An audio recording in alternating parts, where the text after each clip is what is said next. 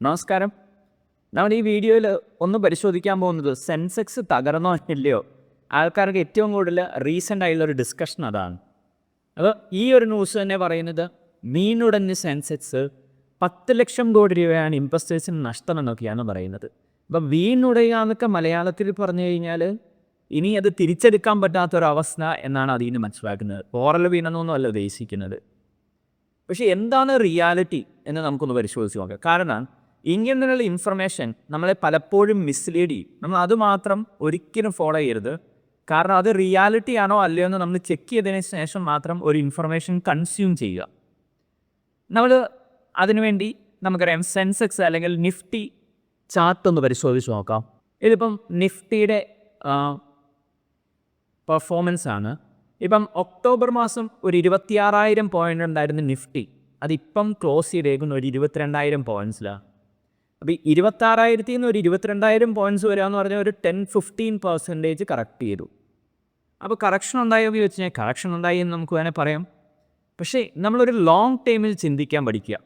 Investment ചെയ്യുമ്പം നമ്മളൊരു long time ഗ്രാഫിലേക്ക് ഈ നിഫ്റ്റിനെ ഒന്ന് കൺവേർട്ട് ചെയ്ത് കഴിഞ്ഞാൽ നിങ്ങൾക്ക് കാണാൻ സാധിക്കുന്നുണ്ട് 2020 അതായത് കോവിഡിൻ്റെ സമയത്ത് 7,000-7,500 ഉണ്ടായിരുന്ന നിഫ്റ്റി ഇപ്പോഴെത്രയാണ് 22,000 അല്ലെങ്കിൽ 23,000 എന്ന് പറയുന്ന പോയിൻറ്റ്സിലാണ് നിൽക്കുന്നത്. അതിനെ വീണുടഞ്ഞെന്ന് യൂസ് ചെയ്ത് കഴിഞ്ഞാൽ അബ്സല്യൂട്ട്ലി എ റോങ് സ്റ്റേറ്റ്മെൻ്റ് ആണ്. ഒരു പോറൽ പറ്റിയെന്ന് പോലും നമുക്ക് പറയാൻ പറ്റാത്തൊരവസ്ഥയാണ്. കാരണം കഴിഞ്ഞ 5 വർഷമായിട്ട് മാസീവായിട്ട് സ്റ്റോക്ക് മാർക്കറ്റ് റിട്ടേൺ ജനറേറ്റ് ചെയ്തിട്ടുണ്ട്. അപ്പോൾ ഇപ്പോൾ ഉണ്ടാകുന്നത് ഇതൊരു ഹെൽത്തി കറക്ഷനാണ്.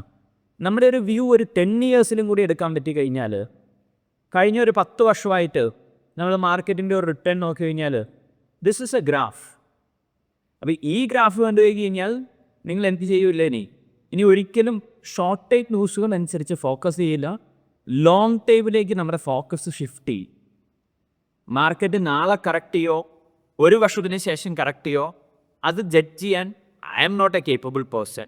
അങ്ങനെ ജഡ്ജ് ചെയ്താൽ റിയാലിറ്റിയിൽ റിട്ടേൺ ജനറേറ്റ് ചെയ്യുന്ന ആൾക്കാർ 1% മാത്രമേ ഉള്ളൂ എന്നാണ് പറയുന്നത്. അപ്പോൾ നമുക്ക് പറ്റില്ലാത്തൊരു കാര്യം നമ്മൾ എന്തിനാണ് ചെയ്യുന്നത്?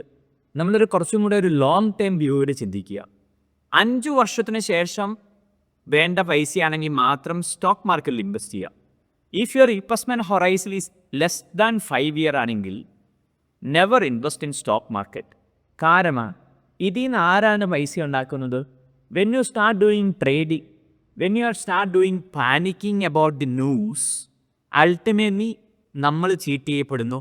അതിൽ നിന്ന് പൈസ ഉണ്ടാകുന്നത് മീഡിയക്കാർ, ബ്രോക്കേഴ്സ്, ഗവൺമെൻറ്റാണ്. അതുകൊണ്ടാണ് ഇങ്ങനെയുള്ള ഇൻഫർമേഷൻ ഭയങ്കരമായിട്ട് രീതിയിൽ നമ്മളെ അഫക്റ്റ് ചെയ്യുന്നത്. അപ്പോൾ ലോങ് ടൈമിൽ ഇന്ത്യ ഗ്രോത്ത് സ്റ്റോറി നിങ്ങൾ വിശ്വസിക്കുന്നുണ്ടെങ്കിൽ നിങ്ങൾക്ക് ലോങ് ടൈമിൽ ഇൻവെസ്റ്റ് ചെയ്യാം. അതിന് പലയേറെ ഫാക്റ്റുകളുണ്ട്. അത് നമ്മൾ വേറെ ഒരു സെഷനിൽ ഡിസ്കസ് ചെയ്യുന്നതായിരിക്കും. അപ്പം നിഫ്റ്റി തകർന്നോ എന്ന് ചോദിച്ചു കഴിഞ്ഞാൽ I don't agree with that statement. Nifty വീണുടഞ്ഞിട്ടൊന്നുമില്ല. ഈവൻ പോറൽ വെട്ടിയെന്ന് പോലും നമുക്ക് പറയാൻ പറ്റാത്തൊരവസ്ഥയാണ്. I hope this is a logical conclusion.